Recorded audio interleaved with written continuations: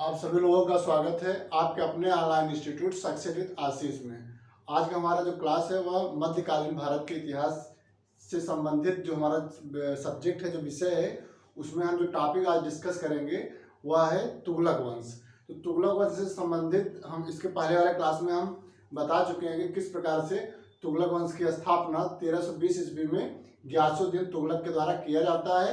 ये जो हम इसके पहले वाले क्लास में हम क्लास सेवन में हम डिस्कस कर चुके हैं कि तुगलक वंश की स्थापना 1320 ईस्वी में किस प्रकार से गियासुद्दीन तुगलक के द्वारा स्थापना किया जाता है। क्योंकि इसको हम ऑलरेडी पहले ही डिस्कस कर चुके हैं। आज क्लास में हम डिस्कस करने जा रहे हैं कि मोहम्मद बिन तुगलक यानी कि अगला जो हमारा शासक होता है वह है मोहम्मद बिन तुगलक। मोहम्मद बिन तुगलक से संबंधित आज हम डिटेल बात करेंगे आप लोगों से, और इसमें हम ये बताएंगे कि किस प्रकार से क्वेश्चन एग्जाम में पूछा जाता है, इसको हम यहाँ पर डिस्कस करेंगे। ओके, तो दिल्ली सल्तनत हम पढ़ा रहे हैं, जिसमें हमारा तीसरा वंश है तुगलक वंश।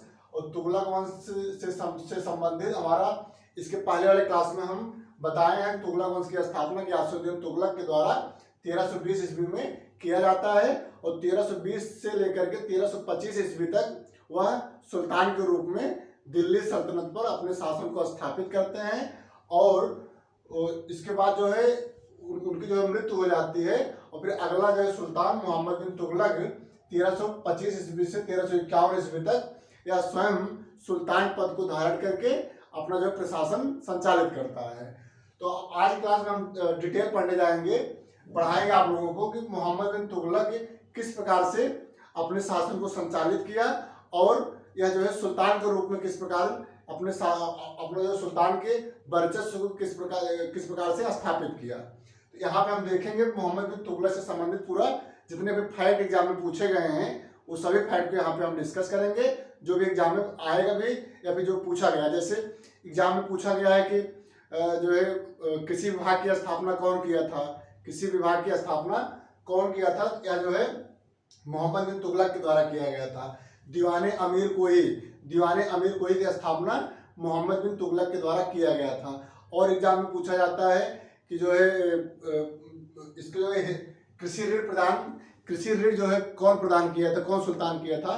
तो कृषि ऋण प्रदान करने वाला यह जो है मोहम्मद बिन तुगलक है। ओके, ऐसे क्वेश्चन जो है एग्जाम में पूछे जाते हैं और एग्जाम में पूछे भी गए हैं, इसलिए जो है मोहम्मद बिन तुगलक एग्जाम के दृष्टिकोण से इम्पॉर्टेंट है, और यहाँ से जो है इस टॉपिक से क्वेश्चन आप एग्जाम में पूछे जाते हैं। ओके, तो चलिए आज की क्लास हम प्रारंभ करने जा रहे हैं। एक बार पुनः आप सभी का आज की क्लास में हम स्वागत करते हैं, और आज की क्लास हम प्रारंभ करने जा रहे हैं। तो तुगलक वंश का संस्थापक गियासुद्दीन तुगलक था, और गियासुद्दीन तुगलक 1320 ईस्वी से 1325 ईस्वी तक सुल्तान के रूप में दिल्ली सल्तनत पर शासन करते हैं। उसके बाद उनका मृत्यु हो जाता है, और अगला सुल्तान मोहम्मद बिन तुगलक 1325 ईस्वी में सुल्तान पद को धारण करते हैं और अपने शासन को संचालित करते हैं। ओके, मोहम्मद बिन तुगलक जो बहुत बुद्धिमान आदमी था, या जो है बहुत बुद्धिमान था, या फारसी उर्दू मतलब विभिन्न जो है भाषाओं का ज्ञाता था, या गणित इसको जो है अन्य सब्जेक्ट में भी नॉलेज था, जैसे गणित, ज्योतिष शास्त्र इत्यादि में जो है बहुत ज़्यादा इसको नॉलेज था। इसलिए कहा जाता है मोहम्मद बिन तुगलक पूरे सल्तनत में सबसे पढ़ा लिखा व्यक्ति था, सबसे पढ़ा लिखा सुल्तान था, या जो है बहुत विद्वान सुल्तान था। ओके, तो दिल्ली सल्तनत में सबसे बुद्धिमान सुल्तान मोहम्मद बिन तुगलक को जाना जाता है, और यह जो है अरबी और फारसी का महान विद्वान था। मोहम्मद बिन तुगलक अरबी और फारसी का महान विद्वान था, इसलिए कहा जाता है कि पूरे दिल्ली सल्तनत में सबसे ज़्यादा बुद्धिमान सुल्तान यदि कोई था तो वह मोहम्मद तुगलक के नाम से जाना जाता है। ओके, लेकिन यह दुर्भाग्य है कि इतना पढ़ा लिखा होने के बावजूद भी मोहम्मद बिन तुगलक के द्वारा जो भी दिल्ली सल्तनत पर अपने शासन के दौरान जो भी योजनाएं लागू की गई, सभी योजनाएं विफल रहा। ये जो है दुर्भाग्य की बात है, लेकिन यह जो है बहुत बुद्धिमान माना जाता है। एग्जाम में पूछा भी जाता है कि पूरे दिल्ली सल्तनत में सबसे बुद्धिमान कौन सा सुल्तान था, तो इसका नाम है मोहम्मद बिन तुगलक। ओके, शेख अलाउद्दीन का शिष्य था। एग्जाम में पूछा जाता है कि मोहम्मद बिन तुगलक किसका शिष्य था, किसका जो शिष्य था। तो यह जो शेख अलाउद्दीन का शिष्य के रूप में जाना जाता है। ओके, जौना खान, इसकी एक उपाधि जो है मोहम्मद बिन तुगलक को जौना खान के नाम से भी जाना जाता है। इसको जौना खान की उपाधि कौन दिया था? गयासुद्दीन तुगलक के द्वारा दिया गया था। तो गयासुद्दीन तुगलक के द्वारा मोहम्मद बिन तुगलक को जौना खान की उपाधि दिया गया था। एग्जाम में पूछा जाता है कि जौना खान किस सुल्तान को जाना जाता है, मतलब किस सुल्तान को जौना खान के नाम से भी जाना जाता है। तो जौना खान या मोहम्मद बिन तुगलक को ही जो है मोहम्मद बिन तुगलक को ही शेख और जौन खां के नाम से भी जाना जाता है। ओके, तो जौन खां, जौना खां, जौना खां, ठीक है, जौना खां या जो है मोहम्मद बिन तुगलक की एक उपाधि थी और इसी के नाम से भी इसको जाना जाता है और एग्जाम में पूछा भी गया है। ओके, 1333 ईस्वी में अफ्रीकी यात्री इब्न बतूता, ये बहुत इंपॉर्टेंट है, एग्जाम में पूछा जाता है कि इब्न बतूता भारत में किस सन में आया था और किस सुल्तान के समय में आया था। ओके, तो यह जो है 1333 ईस्वी में अफ्रीकी यात्री इब्न बतूता या मोहम्मद बिन तुगलक के समय में भारत में इसी के समय में आया था और सुल्तान ने इसका स्वागत किया और दिल्ली के काजी के पद पर इसको नियुक्त किया। ओके, दिल्ली के काजी के पद पर इसे नियुक्त किया। तो एग्जाम में पूछा जाता है कि मोहम्मद बिन तुगलक के समय में कौन सा जो है अफ्रीकी यात्री किस सन में आया था। यह जो है 1333 ईस्वी में अफ्रीकी यात्री इब्न बतूता भारत में आया था और सुल्तान जो है इसका बहुत उत्साह पूर्वक इसका स्वागत किया और दिल्ली के काजी के पद पर इसे नियुक्त किया। ओके, इसका जो है पुस्तक का नाम रेहल्ला है। रेहल्ला जो है यह इब्न बतूता के पूरे जो है शासन का जो है विवरण जो है प्रस्तुत करता है। एग्जाम में पूछा जाता है कि इब्न बतूता का किस किताब से मोहम्मद बिन तुगलक के शासन के बारे में जाना जाता है, तो वह रेहल्ला है। ठीक है, रेहल्ला। तो रेहल्ला नामक पुस्तक जो है इब्न बतूता का पुस्तक है जिसमें मोहम्मद बिन तुगलक के संबंधित जो शासन से संबंधित जानकारी उसमें दिया गया है। ओके, मोहम्मद बिन तुगलक के द्वारा कृषि विभाग की स्थापना किया गया था, ये बहुत इंपॉर्टेंट है। कृषि विभाग की स्थापना किया गया था दीवाने अमीर कोही यानी कृषि विभाग की स्थापना या जो है मोहम्मद बिन तुगलक का एक सराहनीय कार्य था। ओके, तो यह कृषि विभाग की स्थापना सर्वप्रथम पूरे सल्तनत में मोहम्मद बिन तुगलक के द्वारा स्थापित किया गया था। ओके, ये बहुत एग्जाम में पूछा जाता है कि कृषि विभाग की स्थापना किस सुल्तान के द्वारा किया गया था, तो यह जो है मोहम्मद बिन तुगलक के ही द्वारा किया गया था। ओके, और जो है कृषि ऋण प्रदान किया या जो है बहुत किसानों को जो है या ऋण के रूप में प्रदान किया, क्योंकि इसी के समय में अकाल आया था और अकाल के कारण जो है कृषि का उत्पादन बहुत ज़्यादा जो है खराब हो गया था और किसान की स्थिति बहुत दयनीय हो गई थी। इस कंडीशन में मोहम्मद बिन तुगलक जो है कृषि ऋण प्रदान करने की व्यवस्था प्रारंभ किया। हिंदू के त्योहार में या होली में स्वयं जाता था। जो हिंदू का जो त्योहार होली होता है उसमें यह सुल्तान उस होली में बढ़ चढ़ करके हिस्सा लेता था और जो है होली के दिन सभी हिंदुओं से मिलने के लिए स्वयं जाता था। तो पूछा जाता है कि हिंदू त्योहार होली में कौन सा सुल्तान भाग लेता था, कौन सुल्तान जो है उससे बढ़ चढ़ कर भाग लेता था, तो वह मोहम्मद बिन तुगलक है। ओके, दक्षिण भारत में इसी के समय में स्वतंत्र हो गए थे। जो भी दक्षिण भारत के राज्य थे जो इसके पहले सुल्तानों के द्वारा उन राज्यों को जो है जीता गया था और उस पर अपने वर्चस्व को स्थापित किया गया था, तो वह सभी राज्य जो दक्षिण भारत के थे वो जो है मोहम्मद बिन तुगलक के समय में स्वतंत्र हो गए थे। लगभग सभी दक्षिण भारत के राज्य इसके समय में स्वतंत्र हो गए थे। वह जो है विजयनगर का साम्राज्य, बहमनी साम्राज्य और मथुरा साम्राज्य इत्यादि जो है राज्य दक्षिण भारत के जो है अपने आप को स्वतंत्र घोषित कर दिए थे। किसके समय में? मोहम्मद बिन तुगलक के समय में। ओके, अब हम देखेंगे कि जो प्रशासनिक योजनाएं इसके समय में मुख्यतः 5 प्रकार की जो है प्रशासनिक योजनाएं विकास के दृष्टिकोण से लागू किया गया था। यहाँ पे हम देखेंगे कि कौन कौन से विकास की योजनाएं इसके समय में लागू किया गया था। पहला था दोआब में कर वृद्धि या जो है 1325 ईस्वी में लागू किया और देवगिरी को राजधानी के रूप में स्थापित किया।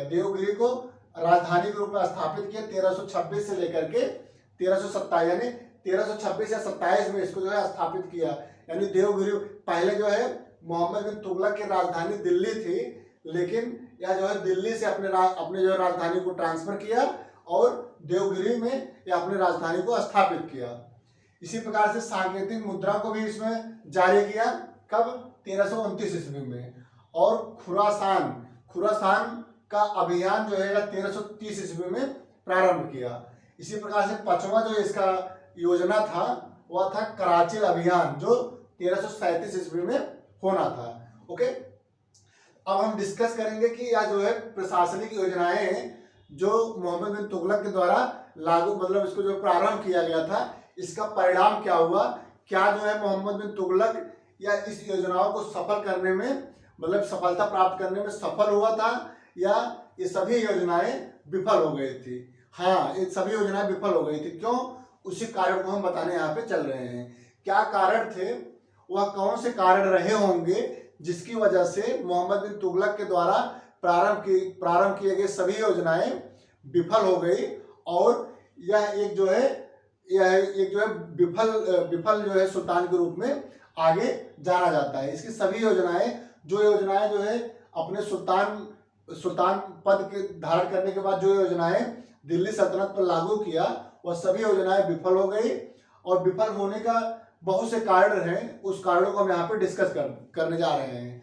जैसे दोआब में कर वृद्धि जो है, इसका जो पहला जो है योजना था दोआब में कर वृद्धि 1325 ईस्वी में लागू किया। इसका उद्देश्य था, दोआब में कर वृद्धि का उद्देश्य था कि जो है हम, मतलब अपने जो है शासन काल में एक ऐसा जो है सेना का निर्माण करना चाहता था जिससे जो है अन्य राज्यों को भी विजित कर सके, अन्य राज्यों को भी अपने प्रशासन के तहत ले आ सके, अपने वर्चस्व को किसी अन्य राज्य में भी स्थापित कर सके युद्ध के माध्यम से। तो इसका कहना था, मोहम्मद बिन तुगलक का कहना था कि जो है यदि हम कर को, जो दोआब में कर वृद्धि है, इसको हम कर जो है वहाँ पे बढ़ाएंगे तो इससे हमारे राज्य का आय बढ़ेगा, और जिससे हम सैन्य संगठन को मजबूत करेंगे, एक बहुत विशाल सेना का निर्माण करेंगे। और ऐसा जो है वह किया भी था, वह बहुत बड़ा जो है सेना का निर्माण किया था। किस लिए? यहाँ जो है खुरासान अभियान के लिए और कराची अभियान के लिए, इन्हीं सब युद्धों के लिए वह जो है बहुत बड़े सेना का निर्माण किया था। और उन सेना को जो है खर्च को जो है पूर्ति करने के लिए, उनके खर्च को पूर्ति करने के लिए वह दोआब में कर वृद्धि लागू किया था। दोआब में ही क्यों कर वृद्धि लागू किया था? प्रश्न है कि दोआब में ही क्यों कर वृद्धि लागू किया, जबकि अन्य क्षेत्र में क्यों नहीं लागू किया? इसका भी एक कारण है कि दोआब में जो क्षेत्र थे, कृषि क्षेत्र, वहाँ जो है उपजाऊ क्षेत्र थे, वहाँ अधिक मात्रा में कृषि कार्य होता था, और वहाँ का जो फसल उत्पादन भी था अधिक मात्रा में होता था, यानी यह उपजाऊ क्षेत्र था। इसीलिए यहाँ पे उन्होंने लगान के रूप में 50% निर्धारित किया, यानी 50% वह लगान के रूप में दोआब में जो है कर वृद्धि के रूप में लागू किया। लेकिन इसका परिणाम क्या हुआ? परिणाम हुआ कि जिस समय यह दोआब में कर वृद्धि किया था, उसी समय वहाँ पे अकाल फैल गया, यानी अकाल फैल गया, प्लेग फैल गया, और सभी जो है वहाँ पे जो किसान, जो मतलब कृषि होते थे, सब वो जो कृषि जो है बंद हो गया, और वहाँ के किसान जो है बहुत ज़्यादा उनकी स्थिति खराब हो गई।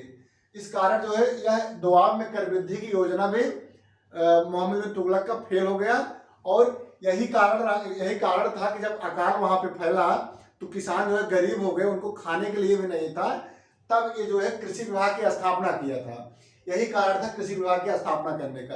कृषि विभाग की स्थापना करके वहाँ जो है कृषि ऋण जो है प्रदान किया, यानी सभी किसानों को कृषि ऋण प्रदान करके उनकी स्थिति को सुधारने का प्रयास किया। यही एक कारण रहा है जिसकी वजह से कृषि ऋण भी लागू किया और कृषि विभाग की भी स्थापना किया। अगला है देवगिरी को राजधानी बनाना। देवगिरी को राजधानी बनाने का पीछे जो है मुख्य कारण इसका था कि यह पहले इसकी राजधानी दिल्ली थी, तो दिल्ली की जो जनता था, जो वहाँ की सभी जनता थी, वह जो है हमेशा सुल्तान को एक गलत जो है, मतलब उसमें गलत चिट्ठी गाली लिख करके एक चिट्ठी जो इनके जो है राजधानी दिल्ली में इनके दरबार में मतलब वहाँ पे फेंकते थे, और जनता जो यहाँ पे इनको परेशान करती थी, मतलब गाली लिख करके चिट्ठी भेजती थी।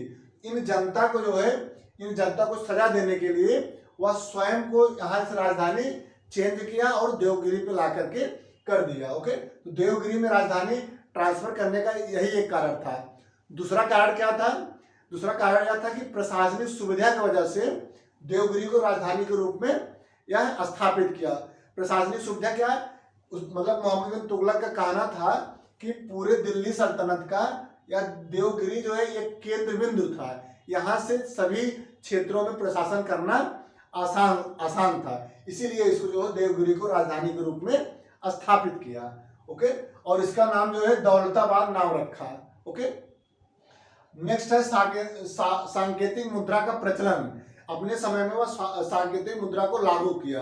क्योंकि जो है साम्राज्य विस्तार, उसका जो साम्राज्य विस्तार उसका जो है इसलिए कहा जाता है मोहम्मद बिन तुगलक एक साम्राज्यवादी सुल्तान था। वो अपने साम्राज्य को बढ़ाना चाहता था, इसलिए साम्राज्य को बढ़ाने के लिए वह जो है युद्ध करना आवश्यक था, और युद्ध में जो एक विशाल सेना का निर्माण होना भी आवश्यक था। तो सेना का निर्माण एवं साम्राज्य विस्तार के उद्देश्य से वह सांकेतिक मुद्रा का प्रचलन किया, जिससे वह अधिक मात्रा में धन को इकट्ठा कर सके और सैन्य विभाग को मजबूत कर सके। यह इसका कारण था सांकेतिक मुद्रा जारी करने का। सांकेतिक मुद्रा क्या होता था, या जो है सांकेतिक मुद्रा एक संकेत होता था, यानी पहले जो है चांदी की मुद्रा, चांदी के सिक्का जो है प्रचलन में था। पहले चांदी की मुद्रा जो है प्रचलन में था, लेकिन जब मोहम्मद बिन तुगलक सांकेतिक मुद्रा यानी कि चांदी मुद्रा की जगह पे तावे की मुद्रा यानी तावे का जो सिक्का था इसको प्रचलन में लाया, जिसे हम जीतल कहते हैं। ओके, तो जीतल का जो है यानी कि तावे का सिक्का जारी किया, और तावे का जो मूल्य था वह चांदी के सिक्के के बराबर रखा। परिणाम क्या हुआ परिणाम यह हुआ कि सभी वहां की जनता जो है, जब जो है तावे का मूल्य जो है चांदी के बराबर हो गया, और चांदी का उस समय जो है बहुत महत्व होता था, तो वह सभी जो है तावे का जो सिक्का था वो उनको जो है भंडारण शुरू कर दिए। सभी जनता जो है तावे की मुद्रा को अपने पास भंडार के स्वरूप रख लिए।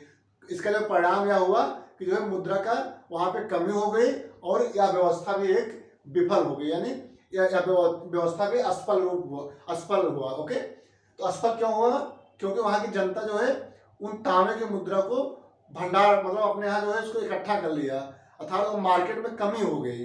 क्यों जनता के द्वारा क्यों इस मुद्रा को जो है भंडार किया गया, इसका भी कारण क्या था कि चांदी के जो मूल्य था, जो उसमें चांदी के सिक्के का जो मूल्य था वही तांबे के मूल्य भी रखा गया था। यही कारण था कि जो है सभी जनता इसको भंडार की, और आगे चल करके यह योजना भी असफल हो गया। ओके, नेक्स्ट था खुरासान पर आक्रमण।